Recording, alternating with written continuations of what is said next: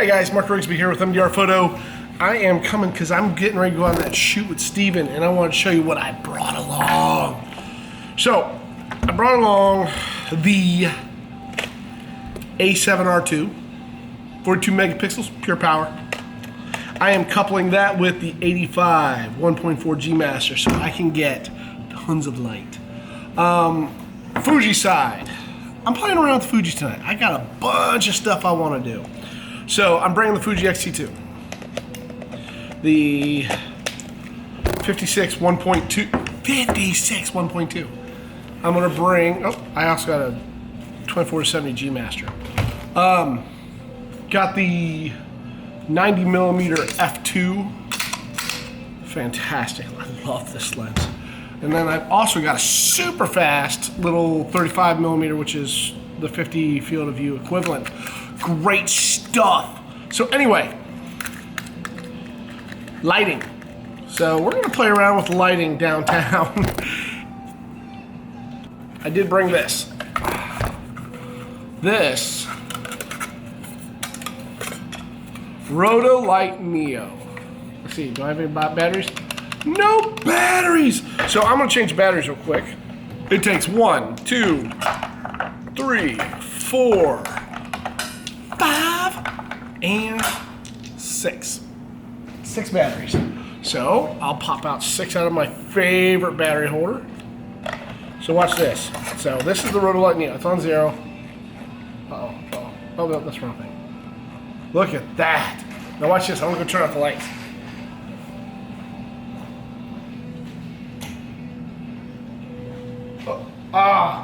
Crazy. So this is the Rotolight Neo here, okay? I've got it set at 100%, and then you can adjust the temperature too. So I'm gonna set it at 6,300, and I'm gonna set it right like this. Watch this. Watch how far back. Hey, I'm not gonna run into anything. Look at that. That little tiny light can get me lit all the way back here. And it's tiny, super tiny. I'm gonna turn this down a little bit, watch. This is the lowest setting. And I can zip to here. And you can still kind of see me. And couple that with a 1.2 and booyah!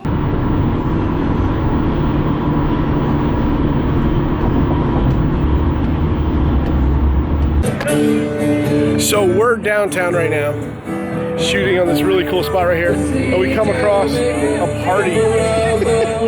Look at all this party out here. On the boats, on the bayou. This is Houston, baby. It's a great place to live and great place to have fun.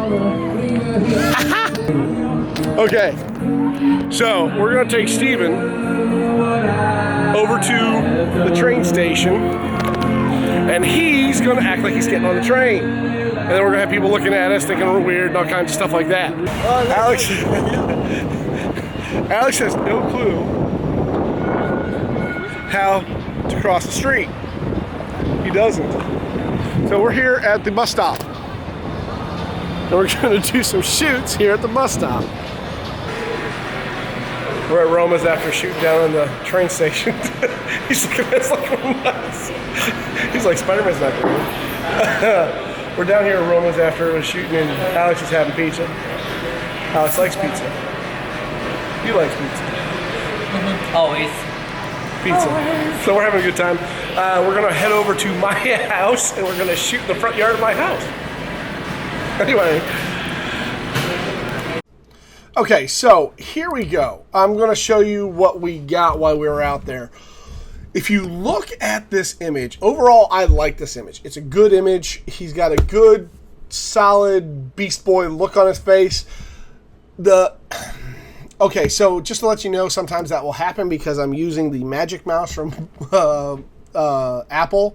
I love this mouse, except with Lightroom, because if you barely touch it, it zooms all the way across the little line down here. But anyway, to kind of give you an idea, I really like how this looks. You got a nice circular bokeh or bokeh.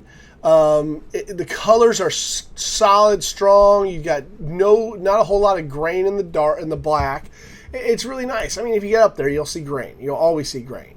You know, look, the black handles it very well though. But you got here set up. You got a little bit of fringing, not really fringing, but grain over in the light areas over here. You got a little bit of fringing right here, but it's not a purplish fringing. It's just where the, I guess you can say the blending is at that point. But if you notice, a lot of people talk about the circular bokeh balls of the 85 Gmaster. It does in the middle, but as you get out to the side, it's just like every other lens where you get the curvature of the lens and it causes the football shapes. And that's not a big deal. If you really don't like that, you can fix it in post. That's not a hard thing to do. But it handles the light well. It handles low light. This is at 1/400th of a second at f1.4. It's ISO 4000. And it's got the Rotolight Neo about 5 feet away, I'd say. 5 feet away. So it handled well. I mean, it was dark up there. It was dark. Kind of give you an idea. This is what it looks like. It had these little lights underneath the railing, and they would pulsate. So some pictures would have it, and other pictures would not. And I actually kind of like both of them. I mean, I kind of like how the light comes over here. But if you notice, the farther you get away, you still got a little bit. There's a circular bokeh ball. Here is the football-shaped bokeh balls. But, you know, that's what happens. The farther away you get, the smaller the bokeh, the less compression. But if you look at the one we looked at first, look how that compression makes those bokeh balls look really, really close, which is nice. Really nice. But you still got that set up there, and as you farther away, you get smaller, obviously. I mean, handled it very, very well.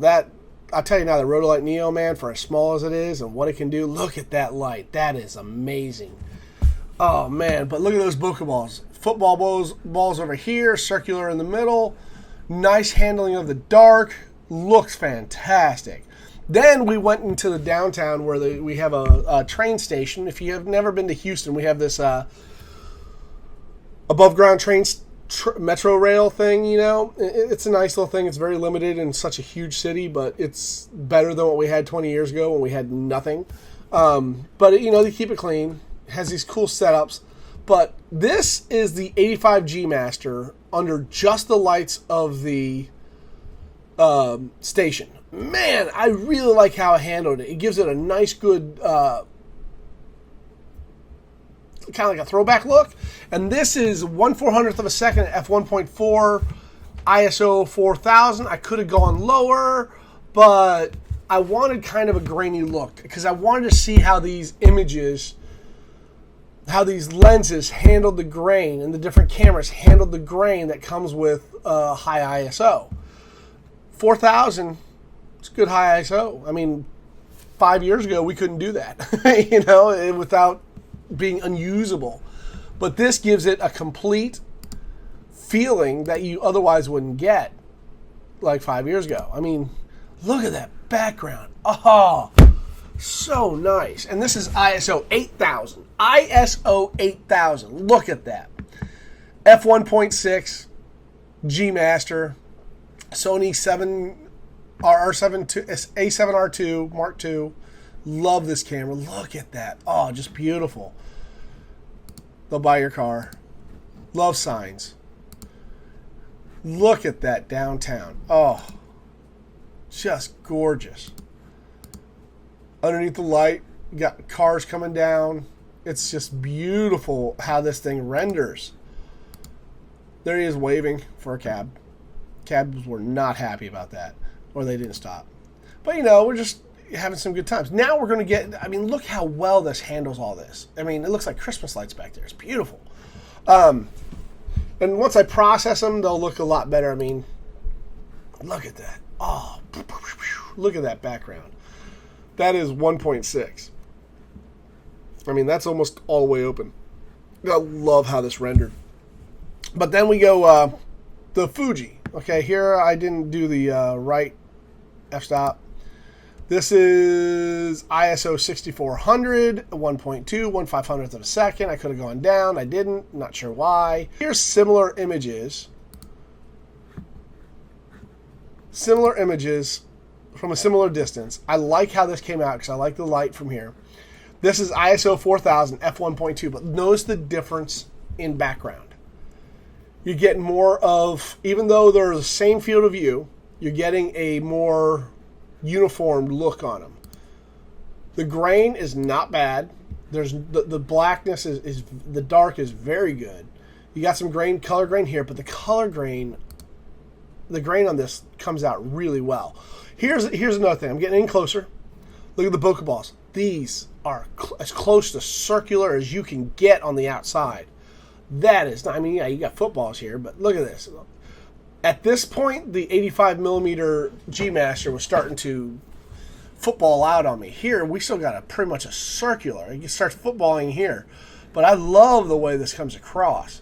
And the lights come in that. It's a nice, even setup. But also remember that Lightroom does this weird thing when you import pictures of the same title, but you have a JPEG, and it takes the JPEG rendering. So this is actually in the classic Chrome preset that you have in here. I mean, that's what it's working off of.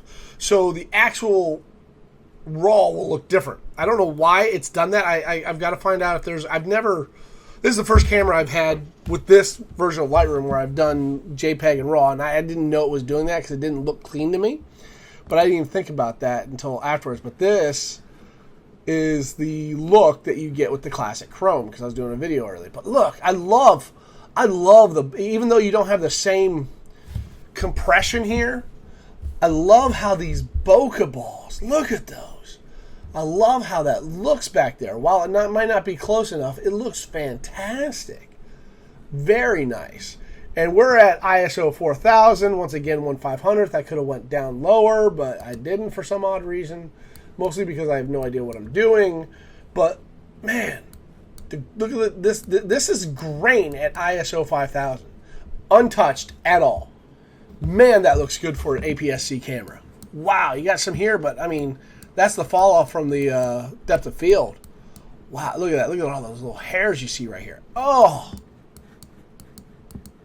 Very good, very good. Very happy with that. And very nice.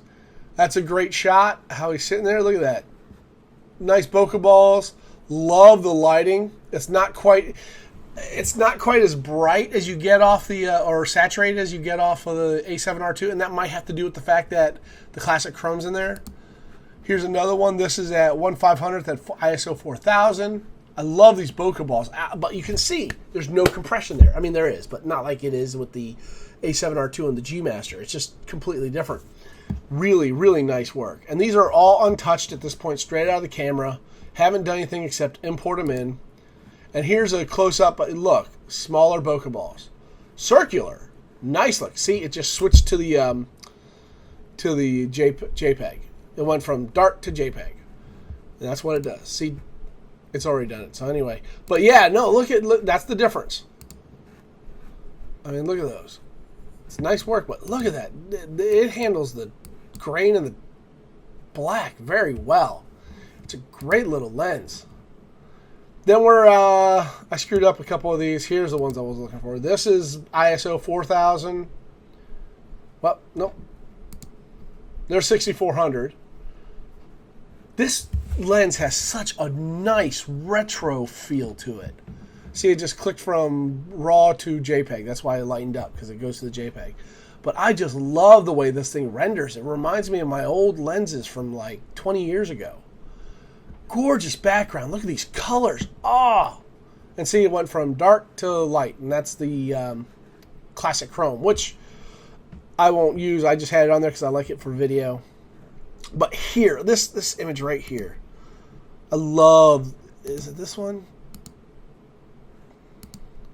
This is the one I love. Welcome to Magic Mouse territory, people. But here, I love. You see, you got lines coming off. It captures the line. There's a bunch of little railings right here, and it's got the light coming off it. Man, that's nice. Look at this. Oh, just a gorgeous picture. I've already processed, not this one, but I processed a version of this, and man, I'll put the processed version up. But man, look at this. Love everything about that.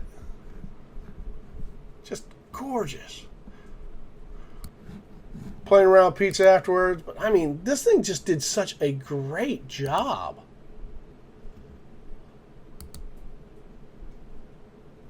Look at that. Just a great, oh man. And I'll do just the processing on this, man. That looks,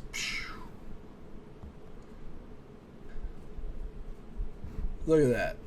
That's at ISO 2500, f1.2. Some grain, but you know, and a little bit of camera shake because I had it at 1/60th of a second instead of higher. And see, I told you, hot mess, people, hot mess. And for some reason, this one didn't render because of whatchamacallit. But you know, that's what I do. Anyway, I think it did a great job. I'm getting creative.